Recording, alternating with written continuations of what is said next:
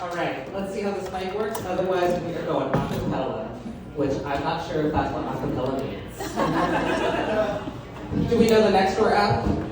Yes. Yeah, that app is hell. I kind of think of it as like Pinterest for racists, or people selling couches. Yeah. In my neighborhood, we have like our own internal version of it, which is just like a really big group chat. And I call it the white friend hotline. Yeah, it's when all the white people in the neighborhood freak out about something or want to get rid of extra tomatoes. Yeah. For example, this one time, a neighbor sent out a message saying, my garage door is open and I'm really scared. And no one responded because we're all sitting in our house unmurdered. Why would we go to your murder? You're white, call the cops. And like the wind had just blown the door open. So I'm glad we didn't go.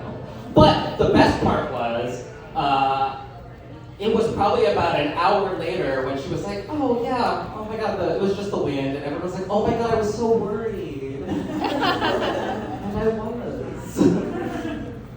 But recently, we had a neighbor who said, oh, there's a backdoor alert and my alarm's going off, which would also be a good name for a porn. And I was like, here we go again. But it was our next door neighbor. So my husband, who is a golden retriever of a person, jumped into action. I decided to take a very large edible and go to sleep. Because it wasn't my problem. So he goes over there, and there's glass everywhere, and it's pretty obvious they were being burglarized, or had been burglarized. So I was like, fuck, this edible is hitting me right now. So he tells the neighbor, they're coordinating, there's someone's daughter there, I don't know whose daughter it is, and they're like waiting for the cops. And in my high brain, all of a sudden I was like, wait, what if they're still in the neighborhood?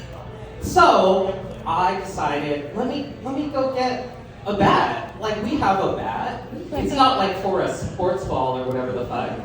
It's like a child-sized bat for like, I don't know, Children's Fight Club? I don't really know.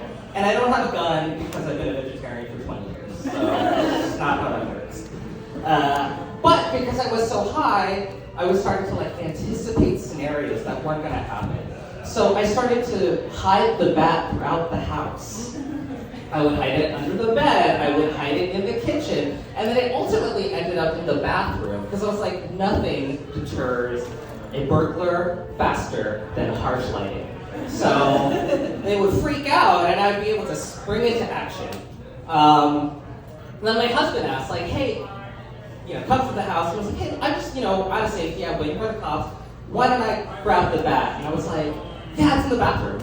And he's like, what? And in that moment, as a couple and as a family, I learned I have no survival instincts. And so we decided, as a family, we're gonna get a taser. And I was like, okay. And especially after last week, whatever happened, felt like the appropriate and responsible thing for our family. So I was tasked with doing it. So I get on my computer, and I was about to search tasers, but instead I started searching sex furniture. Because, again, no survival instinct. And I saw a targeted ad. And the thing I was taken back by the most is that there is no ergonomic sex furniture. Like, I'm an elder millennial. I can't be in a sling without lumbar support. I have carpal tunnel.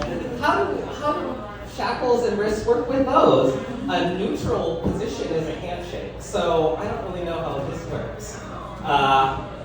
And all throughout like the websites for sex furniture, it's like an overwhelming amount of straight people and white people. And the common phrase is spice it up in the bedroom. And I take issue with that. Because white people don't have a great relationship with spice.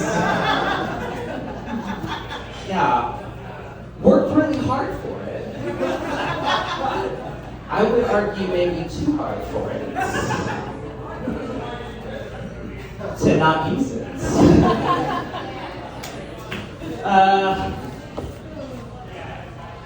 But ultimately, I thought, okay, I don't need sex furniture. I need to think about a new term for spice it up in the bedroom. That is more like culturally appropriate, to young people. So maybe we can workshop this together. Can I give you a couple of my ideas, and then you can maybe tell me yours? I came up with bologna it up in the bedroom, because that's exclusively yours. David Buster's it up in the bedroom. Again, that's yours. We don't want that. Anyone got something for me? Alternative to spice it up in the bedroom? Butter it. Huh? Butter it. Butter it? Yeah. That is yours. Okay. I like that.